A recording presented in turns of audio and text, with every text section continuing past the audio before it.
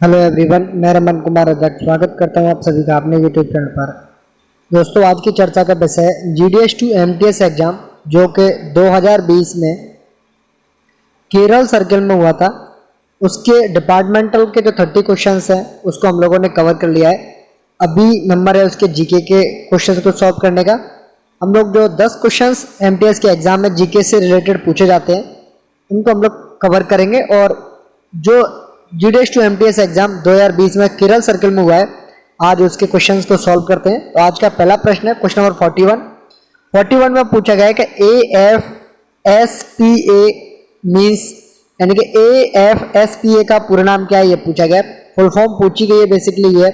तो AFSPA की full form है arm forces special power act. Option number B हो जाएगा इस प्रश्न के लिए सही आंसर। क्वेश्चन नंबर 42 में पूछा गया कि निम्नलिखित में से कौन सा जीआई टैग किया गया उत्पाद नहीं है। बेसिकली क्या होता है कि जो प्रोडक्ट्स हैं उनको जीआई टैग दिया जाता है, यानी कि जियोग्राफिकल इंडिकेशंस के जो टैग हैं वो दिए जाते हैं। वो क्यों दिए जाते हैं कि किसी भी उत्पाद को, किसी भी प्रोडक्ट को स्पेशल बनाने के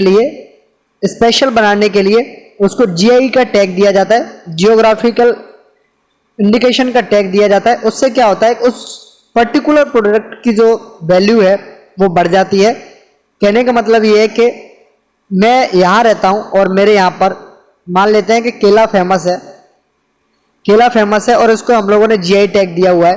तो इसकी जो वैल्यू है, अब केला नॉर्मल ना रह करके ये स्पेशल हो जाएगा। वही एक स्पेशलिटी ये भी है, एक विशेषता ये भी होनी चाहिए कि ये जो केला है वो, इसकी जो वैरायटी है वो अन्य जगहों पर इतनी आम नहीं होनी चाहिए जितनी कि यहाँ पर है, इस वाले एरिया में है। तो बेसिकली ये है कि इस पर्टिकुलर ज्योग्राफी का जो पार्ट है, ज्योग्राफिकल इंडिकेशन जैसे हम लोग बोलते हैं, या जिस एरिया में जो प्रोडक्ट या जिस प्रोडक्ट की वैरायटी ज़्यादा होती है और वहाँ का स्पेशल प्रोडक्ट होता है, उसी को ही जीआई टैग दिया जाता है। पूछा आपसे ये गया है कि कौन सा इनमें से एक जीआई प्रोडक्ट नहीं है। केरल सर्किल का एमटीएस का एग्जाम है और स्पेशल नहीं दिया हुआ है कि कौन सा जगह के प्रोडक्ट्स हैं ये। तो मान के चलिए कि ये जो प्रोडक्ट्स हैं वो बेसिकली केरला से ही रिलेटेड होंगे। तो आपको उसी को याद रखते हुए, उसी को ध्यान में रखते हुए आपको आंसर करना है। तो बेसिकली जो ऑप्शन नंबर ए है अरुणमुला मिरर, ऑप्शन नंबर बी है नवारा राइस, ऑप्शन नंबर डी है मेरारूर जैगरी। ये जो चारों ऑप्शंस हैं या जो चारों प्रोडक्ट्स हैं वो जीआई टैग वाले हैं, केरल वाले। केरल में इनको जीआई टैग दिया हुआ है। बेसिकली जो ऑप्शन नंबर सी में है केरा, ये एक जीआई टैग प्रोडक्ट नहीं है, इसलिए इस प्रश्न के लिए सही आंसर होगा वो होगा ऑप्शन नंबर सी। बात करें क्वेश्चन नंबर 43 की। 43 में पूछा गया कि भारत का सबसे पुराना तेल क्षेत्र कौन सा है, यानी कि तेल का रीजन पूछा गया है कि तेल का रीजन कौन सा है सबसे पुराना। ओल्डेस्ट ऑयल फील्ड पूछा गया है, ना कि आपसे रिफाइनरी पूछी गई है। रिफाइनरी के बारे में नहीं पूछा गया आपसे, सिर्फ और सिर्फ किसके बारे में पूछा गया, क्षेत्र के बारे में पूछा गया है, विशेष फील्ड या रीजन के बारे में पूछा गया है। तो ओल्डेस्ट ऑयल फील्ड इंडिया में है वो है डिगबोई, यानी कि ऑप्शन नंबर बी हो जाएगा इस प्रश्न के लिए सही आंसर। और जो डिगबोई है वो असम राज्य में है और असम राज्य की जो तेल नगरी है असम राज्य की, वो है डिगबोई। और मोस्ट इंपोर्टेंट फैक्ट या कहें कि बहुत अच्छा जो फैक्ट है वो ये है कि डिगबोई एशिया में पहली बार तेल कुएं का खनन हुआ था। यानी कि एशिया में जब तेल की जो खोज चल रही थी तो उस समय पर तेल के कुएं जो फर्स्ट टाइम निकले थे वो डिगबोई में ही निकले थे। और 1901 में यहाँ एशिया की पहली रिफाइनरी को शुरू किया गया था। 1901 में यहाँ एशिया की पहली रिफाइनरी को शुरू किया गया था, यानी कि एशिया की पहली रिफाइनरी को डिगबोई में 1901 में शुरू किया गया था। डिगबोई में ही एशिया में पहली बार तेल के कुएं का खनन हुआ था। डिगबोई को ही असम की तेल नगरी कहा जाता है और डिगबोई ही भारत का सबसे पुराना तेल क्षेत्र है। बात करें क्वेश्चन नंबर 44 में पूछा गया कि भारत छोड़ो आंदोलन कब शुरू हुआ था। क्विट इंडिया मूवमेंट कब लॉन्च किया गया था या कब शुरू किया गया था। तो क्विट इंडिया मूवमेंट, भारत छोड़ो आंदोलन शुरू किया गया था, उसकी जो डेट है वो है 8 अगस्त 1942, यानी कि ऑप्शन नंबर सी हो जाएगा इस प्रश्न के लिए सही आंसर। भारत छोड़ो आंदोलन को अगस्त क्रांति के नाम से भी जाना जाता है, क्योंकि ये 8 अगस्त यानी कि अगस्त के महीने में ही इसकी शुरुआत हुई थी, इसलिए इसे अगस्त क्रांति भी कहते हैं। गांधी जी ने ग्वालियर टैंक मैदान, गांधी जी ने ग्वालियर टैंक मैदान में एक भाषण दिया था, ग्वालियर टैंक मैदान में एक भाषण दिया था और उस भाषण में करो या मरो का आह्वान किया था, यानी कि करो या मरो का नारा दिया था।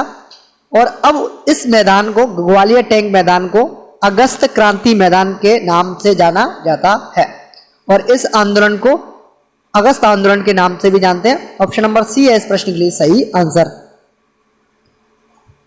क्वेश्चन नंबर 45 में पूछा गया कि भारत के संविधान को कब अपनाया गया था।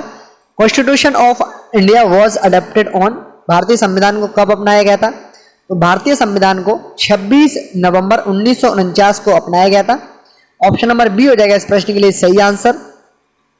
अदर फैक्ट्स की बात करें तो 26 नवंबर 1949 को ही संविधान दिवस मनाया जाता है, संविधान दिवस मनाया जाता है। कुछ पार्ट्स 26 जनवरी 1949 को अपनाया गया था, उसी समय लागू हो गए थे, लेकिन कुछ पार्ट्स इसके 26 जनवरी 1950 को लागू किए गए थे, इसलिए यह माना जाता है कि भारतीय संविधान को 26 नवंबर 1949 को अपनाया गया था, 26 जनवरी 1950 को लागू किया गया था, इसीलिए 26 नवंबर 1949 को संविधान दिवस मनाया जाता है और 26 जनवरी को गणतंत्र दिवस मनाया जाता है।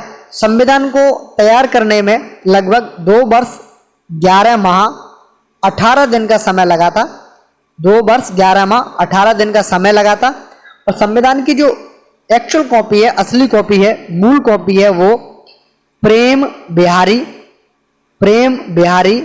नारायण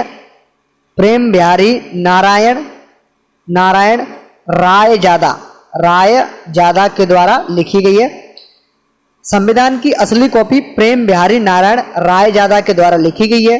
इसको लिखने में जो समय लगा है, यानी कि संविधान को बनने में जितना समय लगा है वो है 2 वर्ष 11 माह 18 दिन।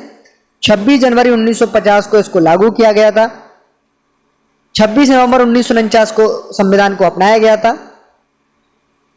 नेक्स्ट बात करें क्वेश्चन 46 की। 46 में पूछा गया कि भारतीय संविधान का कौन सा अनुच्छेद जीवन और व्यक्तिगत स्वतंत्रता का अधिकार सुनिश्चित करता है।